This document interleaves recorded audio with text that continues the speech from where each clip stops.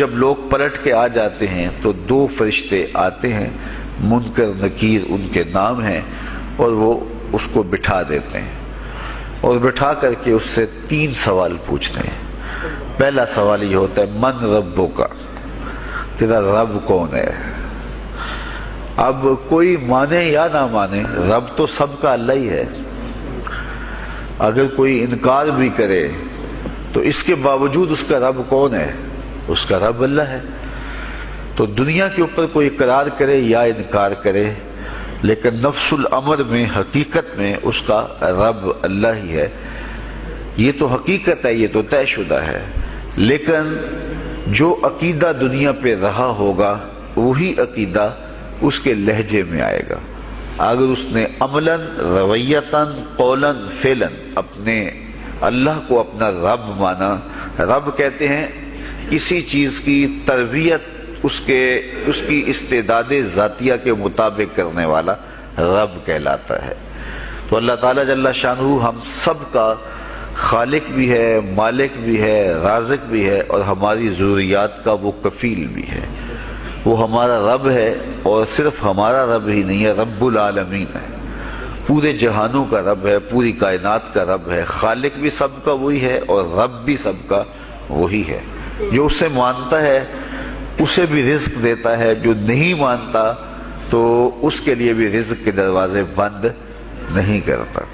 حضرت ابراہیم علیہ السلام کی عادت یہ تھی کہ جب تک کوئی مہمان نہیں آ جاتا تھا اتنی دیر تک کھانا نہیں کھاتے تھے۔ بھوک لگتی تو کوئی مہمان ڈھونڈتے تاکہ اس کے ساتھ بیٹھ کے کھانا کھاؤ۔ کھانا جتنا بھی مرغن اور جتنا بھی جو ہے وہ پرتکلف کیوں نہ ہو، اگر مہمان کے ساتھ کھایا جائے گا تو اس کا قیامت کے دن کوئی حساب نہیں ہوگا۔ تو مہمان کے ساتھ وہ کھانا کھایا کرتے تھے۔ مہمان اللہ کی رحمت ہوتا ہے۔ اچھا، وہ ایک دن مہمان ڈھونڈنے نکلے تو ایک بوڑھا شخص ملا تو اسے اپنے ساتھ گھر میں لے آئے، بٹھایا دسترخوان پہ۔ جب کھانے کا وقت آیا تو کہا کہ اللہ کے نام سے شروع کرو۔ اس نے کہا میں تو اللہ کا نام نہیں لوں گا، میں تو بتوں کا پجاری ہوں، بتوں کو پوجنے والا ہوں۔ حضرت ابراہیم علیہ السلام نے کہا کہ تیرے ساتھ میرا تعلق کوئی کاروباری، کوئی ذاتی، کوئی اور تو ہے نہیں، میں رب کے لیے ہی تو تجھے کھلا رہا ہوں، اور اگر تو رب کا نام ہی نہیں لے گا تو پھر میرا تیرا رشتہ کیا باقی بچتا ہے؟ اس نے کہا میں چند لقموں کے لیے اپنے بتوں سے بے وفائی نہیں کر سکتا۔ وہ غالب نے کہا تھا نا کہ وفاداری بشرط استواری اصل ایمان ہے، مرے بت خانے میں تو کعبے میں گاڑو برہمن کو۔ اس نے اپنے انداز میں ایک بات کی تھی کہ وفاداری بڑی چیز ہوتی ہے، تو اس نے بتوں سے وفاداری کا بھرم رکھا۔ اس نے کہا کہ میں چند لقموں کے لیے جو ہے وہ تیرے رب کا نام لوں اور اپنے معبودان کا نام چھوڑ دوں، یہ نہیں ہو سکتا۔ آج تو لوگ چائے کی پیالی پہ دین بیچ رہے ہیں، کیا آج ممبر و محراب فروخت نہیں ہو رہے؟ لیکن اس بوڑھے شخص نے کہا کہ میں چند لقموں کے لیے، چند ٹکڑوں کے لیے میں اپنے بتوں سے بے وفائی نہیں کر سکتا۔ حضرت ابراہیم نے کہا تو اگر بتوں کے ساتھ اتنی محبت رکھتا ہے تو پھر میں بھی رب کے نام کے علاوہ تجھے دینے پہ آمادہ نہیں ہوں۔ وہ دسترخوان سے اٹھ کے چلا گیا۔ وہ چلا گیا تو جبریل امین حاضر خدمت ہوئے، رب کا سلام دیا، اے ابراہیم۔ رب سلام دیتا ہے اور فرماتا ہے تو نے آج میرا ایک بندہ ناراض کر دیا۔ یا اللہ، وہ تیرا بندہ تھا، اس کو تو تیرا نام لینا بھی گوارا نہیں تھا۔ کہا ابراہیم اس کی عمر کتنی ہوگی؟ یا اللہ 80 سال کے قریب ہوگی۔ کہا اتنا عرصہ ہو گیا میں اس کو رزق دے رہا ہوں، تو ایک دن نہیں کھلا سکا۔ اب ابراہیم علیہ السلام اس کو ڈھونڈنے نکلے ہیں۔ وہ کسی پہاڑ پہ چڑھ رہا تھا، دور سے آواز دیو میاں آ جاؤ، کھانا ٹھنڈا ہو رہا ہے۔ اس نے کہا تم تو بڑے سخت تھے، لہجے میں، رویے میں تبدیلی کیسے آ گئی؟ کہا کہ اسی رب کا پیغام آیا ہے کہ مجھے اتنا عرصہ ہوا اسے کھلاتے ہوئے، وہ مجھے نہیں بھی مانتا تھا، پھر بھی میں اس کی ضروریات کو پورا کرتا رہا ہوں، اور تم ایک دن نہیں دے سکے؟ تو آؤ کھانا ٹھنڈا ہو رہا ہے۔ کہا تیرے رب کا نام نہیں لوں گا۔ کہا نہ لینا۔ کہا اتنی تبدیلی؟ کہا اسی رب کا سندیس آیا ہے، اسی رب کا پیغام آیا ہے۔ کہا پھر کھانا بعد میں کھاؤں گا، پہلے اپنے رب کا مجھے غلام بنا لے۔ تو کوئی مانے اس کو بھی دیتا ہے، کوئی نہ مانے اس کو بھی دیتا ہے، بلکہ دنیا کے اوپر کافروں کو زیادہ دیتا ہے۔ ایک روایت میں آتا ہے کہ اگر اہل ایمان کی دلجوئی کا لحاظ نہ ہو تو کافروں کے گھروں کی سیڑھیاں سونے اور چاندی کی ہوں، لیکن یہ کہیں گے ہمیں تو مار ہی دیا ہے۔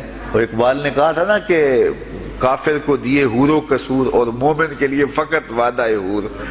تو اس لیے ان کی دلجوئی ہے، ورنہ کافروں کو اتنا دور، چونکہ ان کا حصہ آخرت میں نہیں ہے، ان کا حصہ صرف دنیا ہے۔ دنیا پہ عیش کریں، دنیا پہ عیش و عشرت کی زندگی گزارے، دنیا ہی دنیا، آخرت میں ان کا کوئی حصہ نہیں۔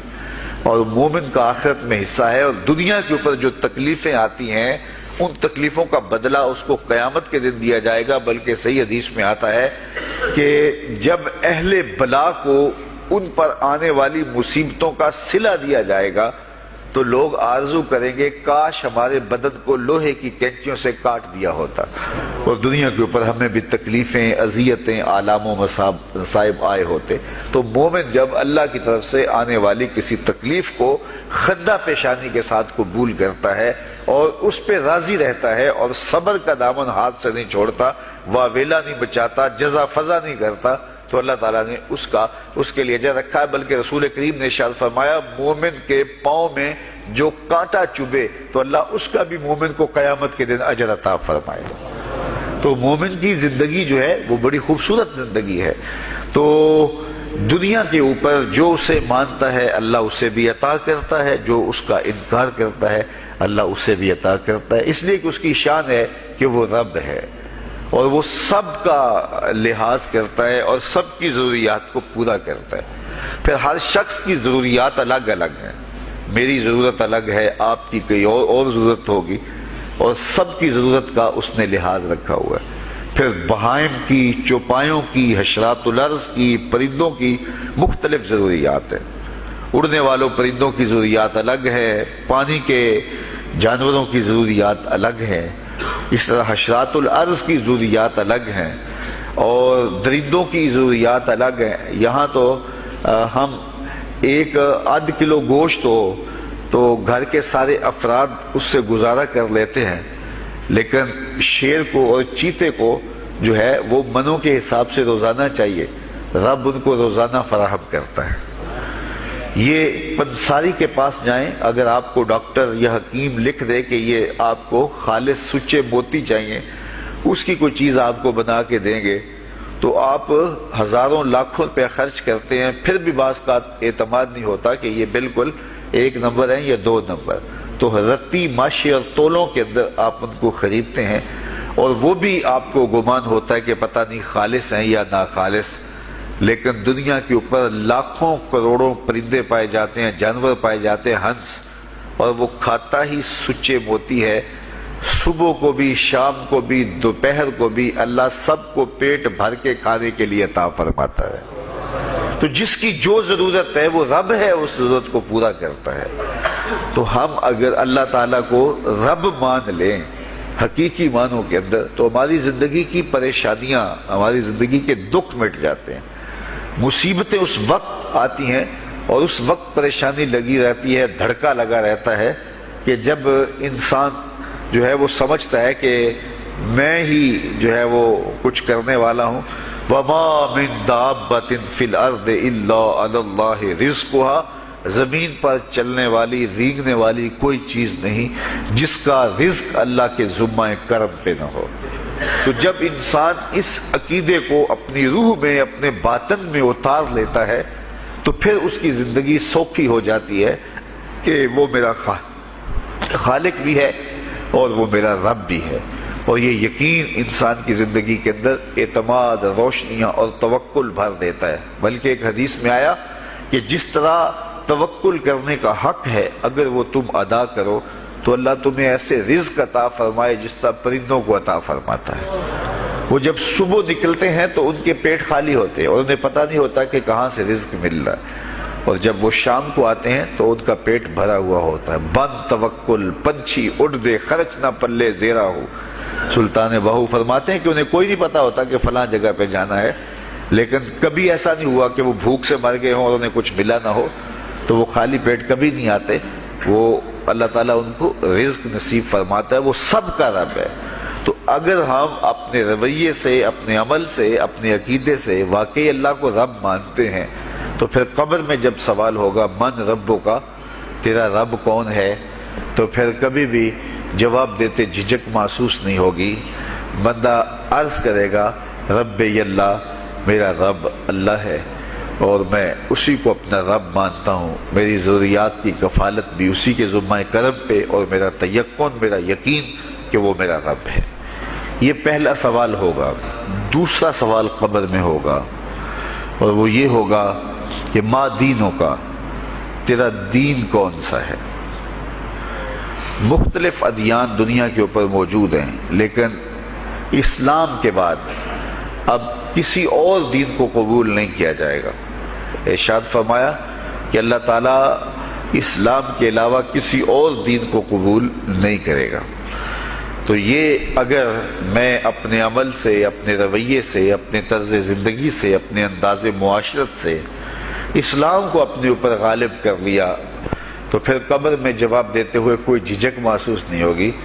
بندہ عرض کرے گا کہ دینی الاسلام، میرا دین اسلام ہے، میرا طرز زندگی، میرا انداز معاشرت، میرا سبھی کچھ اسلام کی مطابقت میں تھا، اور میں اسی کو اپنا دین مانتا ہوں. صرف زبان سے نہیں، اپنے رویے سے بھی، اپنے طرز زندگی سے بھی، اپنے انداز معاشرت سے بھی. تو یہ جو ہم اسلام کے دائرے میں داخل ہوتے ہیں اور ہم اپنے دین کو اسلام قرار دیتے ہیں، تو دین انسان کی زندگی کے تمام شعبوں پر حاوی ہوتا ہے، اور اس کا طرز زندگی، اس کا انداز معاشرت اس کی مطابقت میں ہونا چاہیے. تو قبر میں یہ سوال پوچھا جائے گا کہ تیرا دین کیا ہے، باوجود کہ اللہ تعالیٰ جل شانہ کو پتہ ہے کہ اس کا دین کیا تھا، اللہ کو پتہ ہے کہ یہ کس کو رب مانتا تھا، لیکن قبر میں یہ سارا سلسلہ ہوگا. اور صحیح احادیث کے اندر ان سوالوں کا تذکر آیا ہے کہ یہ سوال پوچھے جائیں گے کہ تیرا دین کیا ہے. اب اس نے اگر اپنا طرز زندگی، اپنا انداز معاشرت اسلام کی مطابقت میں رکھا ہوگا، اور دین کو اس نے دین سمجھا ہوگا، اسلام کو ہی اپنا دین، عملاً، رویتاً، ہر خوشی غمی کے موقع پہ اس نے اسلام کو ہی ترجیح دی ہوگی، تو پھر اس کو کوئی جھجک نہیں ہوگی جواب دیتے ہوئے کہ میرا دین اسلام ہے. میرے شب و روز، میری زندگی کے نشیب و فراز، میری زندگی کی کا گوشہ جو ہے وہ اسلام کی مطابقت میں گزرتا تھا. تو پھر وہ سیدھا سیدھا جواب دے گا دینی الاسلام. اس لیے ہمیں اس سوال کی تیاری بھی کرنی چاہیے کہ ہماری نجی زندگی ہو یا ہماری اجتماعی زندگی ہو، ہماری گھریلو زندگی ہو یا ہماری معاشرتی زندگی ہو، ہماری ذاتی زندگی ہو یا ہماری سیاسی زندگی ہو، ہماری جس طرح کی بھی زندگی کے جو بھی شعبہ جات ہیں، سب میں ہم دین کو غالب کریں. ہم صرف مسلح کے مسلمان نہ بنیں کہ 5 نمازیں پڑھ لیں اور ہم کہتے ہیں مسلمان ہیں، روزے رکھ لیے، تراویح پڑھ لی، اور ہم نے جو ہے وہ زکوٰۃ دے دی اور حج کر لیا، تو اس سے ہم مطمئن ہو گئے کہ ہم مسلمان ہیں. اسلام ایک مکمل اور اکمل اور کامل ضابطہ حیات ہے. اپنے ماننے والوں کو زندگی گزارنے کا پورا اسلوب اور مکمل کامل رہنمائی دیتا ہے. ہم نے ہمسایوں کے ساتھ سلوک کیسے کرنا ہے، یہ ہمیں اسلام بتاتا ہے.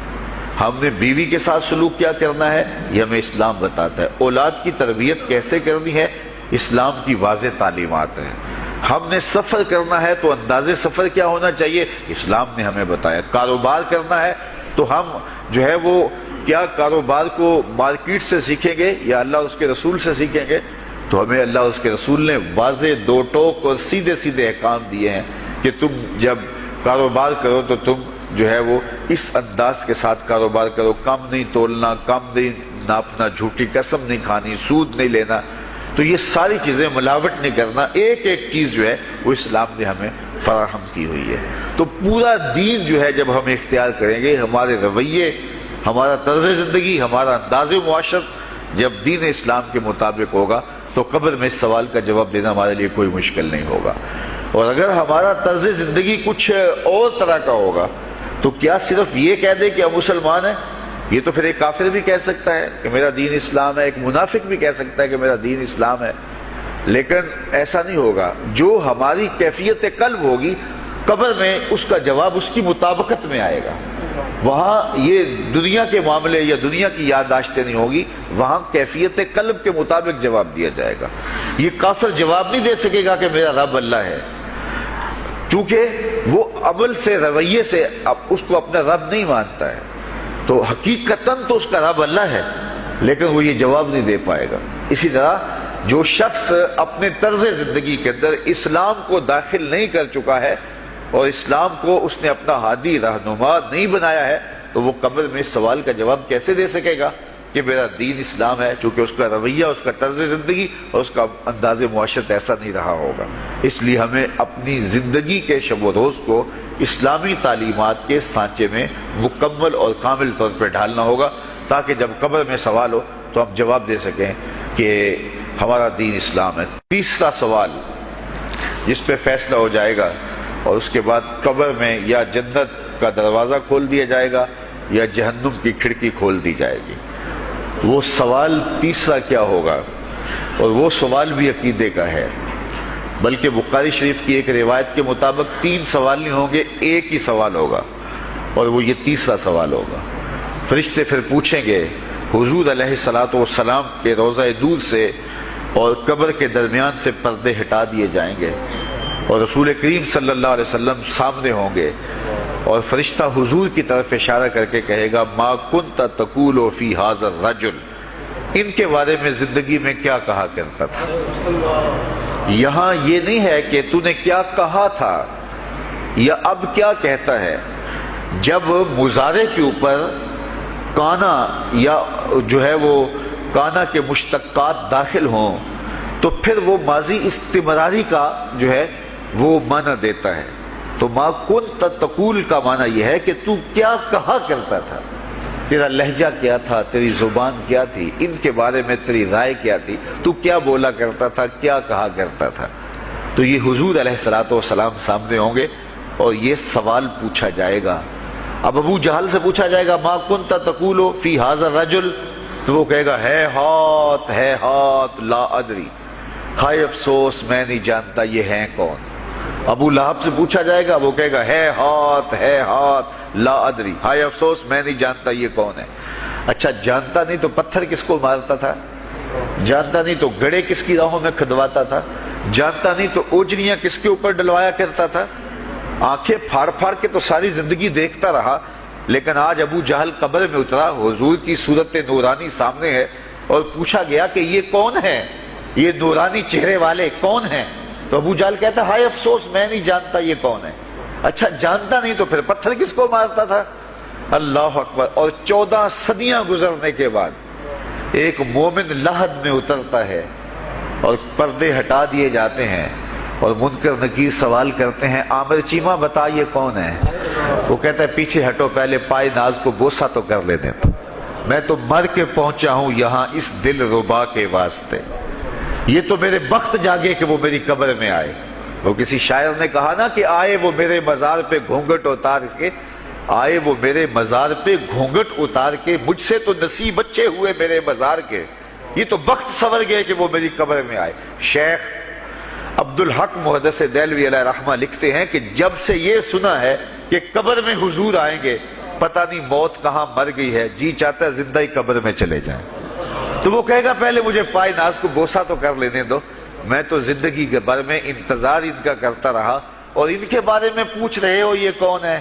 ساری زندگی پیر مہر علی شاہ نقشہ بتاتے رہے، مکھ چند بدر شاہ شانی ہے، متھے چمک دی لاٹ نورانی ہے، کالی زلف تے اکھ مستانی ہے، مخمور رکھی ہند مد بھریاں۔ تو وہ فوراً جواب دیتا ہے یہ تو وہی میرے آقا و مولا ہیں جن کے لیے ساری زندگی تڑپتا رہا اور ان کی زیارت کی آرزوئیں اور تمنائیں کرتا رہا۔ اچھا ابو جہل ساری زندگی دیکھتا رہا تو وہ تو جواب نہیں دے پائے گا، وہ کہتا ہائے افسوس میں نہیں پہچانتا یہ کون ہے، ہاتھ لا ادری، مجھے نہیں پتا۔ اور 14 صدیاں گزرنے کے بعد ایک مومن لحد میں اترتا ہے تو وہ فوراً کہتا ہے یہ تو وہی ہیں جن کے لیے زندگی گزار آیا ہوں۔ تو جس نے دیکھا تھا وہ پہچان نہیں سکتا، اور صدیوں بعد جو دنیا کے اوپر آیا وہ فوراً پہچان بھی رہا ہے اور پائے ناز کو بوسے بھی کر رہا ہے۔ تو پھر اس کا کیا جواب ہوگا؟ تو اس کا جواب علامہ اقبال علیہ رحمہ نے دیا۔ وہ کہتے ہیں قبر میں یہ جو آنکھیں ہیں ان میں تو مٹی پڑی ہوگی، یہ تو بند ہوگی، دل کی آنکھیں کھلی ہوں گی۔ ابو جہل نے ان آنکھوں سے دیکھا تھا، یہ آنکھیں تو اب کھلی نہیں ہیں، تو ان سے وہ کیسے پہچانے گا؟ اور دل کی آنکھوں نے حضور کو دیکھا ہی نہیں تھا۔ اور یہ صدیوں گزرنے کے بعد جو مومن لحد میں اترتا ہے اس کی گو ان آنکھوں نے نہیں دیکھا تھا، لیکن در دل مسلم مقام مصطفیٰ، مومن کے دل کے ڈیرے کے اندر مومن کے دل میں حضور ہی بستے ہیں، اس لیے اس کی آنکھوں نے، دل کی آنکھوں نے حضور کو دیکھا اور پہچان لیا، اس لیے کہ دل کی آنکھوں نے حضور پہلے بھی دیکھے ہوئے تھے اور دل آرزو میں مچلتا رہا، اس لیے دل کو پہچاننے میں دیر نہیں لگی۔ تو وہاں یہ آنکھ نہیں پہچانے گی، یہ آنکھ پہچانے گی، اس لیے اقبال نے دوسرے مقام پہ کہا دل بینا بھی کر طلب خدا سے کہ آنکھ کا نور دل کا نور نہیں۔ آنکھ کا نور اور ہے، دل کا نور اور ہے۔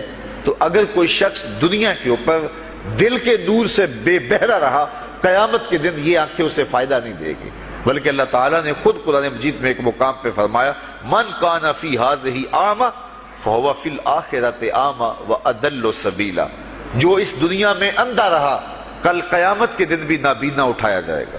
اس سے ان آنکھوں کی بے نوری قطعاً مراد نہیں، کسی مفسر نے نہیں لکھا، بلکہ وہ تو واضح حدیث میں آتا ہے جو دنیا میں ان دو محبوب چیزوں سے آزمایا گیا، اللہ تعالیٰ قیامت کے دن اسے صلہ عطا فرمائے گا۔ یہ جو دنیا کے اوپر نابینا ہوتے ہیں، نابینا ہو جاتے ہیں یا پیدائشی نابینا ہوتے ہیں، تو یہ دنیا کی لذتوں سے اور دنیا کے نفعوں سے لطف اندوز نہیں ہو پاتے۔ یہ بہت بڑی آزمائش ہے، جہان اندھیر ہوتا ہے ان کے لیے، لیکن قیامت کے دن اللہ تعالیٰ اس کا بہتر صلہ ان کو عطا فرمائے گا جو دو ان محبوب چیزوں سے آزمایا گیا۔ تو اگر وہ دنیا پہ اندھا تھا اور حقیقی طور پہ، اور قیامت کے دن بھی اندھا اٹھایا جائے گا، یہ تو پھر مناسب نہیں ہوگا۔ تو یہ جو قرآن نے کہا جو دنیا میں اندھا رہا وہ قیامت میں بھی اندھا اٹھایا جائے گا، تو اس سے ان آنکھوں کی بے نوری قطعاً مراد نہیں ہے، اس سے دل کی بے نوری مراد ہے۔ تو دل اگر بینا ہوا، دل اگر روشن ہوا، تو پھر قبر کے اندر بھی دل دے دیوے دی روشنائی جاوے وچ زمینہ، تو پھر وہ معرفت رسول کا سبب ہوگا دل کا اجالا، اور پھر حشر کے اندر بھی جو ہے وہ دل کی آنکھیں روشن ہوں گی۔ تو جس نے اپنے قلب کو دور معرفت سے، دور ایمان سے اور دور محبت سے منور نہیں کیا ہے، تو وہ قبر کے اندر، حشر کے اندر نابینا ہی اٹھایا جائے گا، اور یہ قرآن کی صریح نص ہے۔ تو اب ابو جہل نے ان آنکھوں سے دیکھا ہے، لیکن جب سوال ہوتا ہے بتاؤ یہ کون ہے، تو وہ کہتے ہیں ہے ہاتھ لا ادری، افسوس میں نہیں جانتا۔ اور صدیاں گزرنے کے بعد ایک مومن لحد میں اترتا ہے، ظاہری ملاقات بھی نہیں ہے، جب اس سے پوچھا جاتا ہے یہ کون ہے، تو وہ کہتا ہوا محمد صلی اللہ علیہ وسلم، یہ تو وہی آقا ہے جن کے لیے ساری زندگی، جن کے تذکروں کی خوشبو سونگھتا رہا ہوں، تو مجھے تو جو ہے وہ ان کے پائے ناز کو بوسہ کر لینے دو۔ تو بتاؤ اس کے دل کی آنکھوں نے حضور کی معرفت حاصل کی اور حضور کو پہچان لیا، تو دل بینا بھی کر طلب خدا سے کہ آنکھ کا نور دل کا نور نہیں۔ تو حضور علیہ الصلوۃ والسلام کے حوالے سے جب سوال ہوگا، اگر اس سوال کا جواب نہیں آیا تو پھر جہنم کی کھڑکی کھول دی جائے گی، اور اگر اس سوال کا جواب آیا تو پھر جنت کے دروازے کشادہ کر دیے جائیں گے، اور جنت کی ٹھنڈی ہوائیں اس کی قبر میں آ جائیں گی، بلکہ حدیث میں آتا ہے اسے کہا جائے گا کہ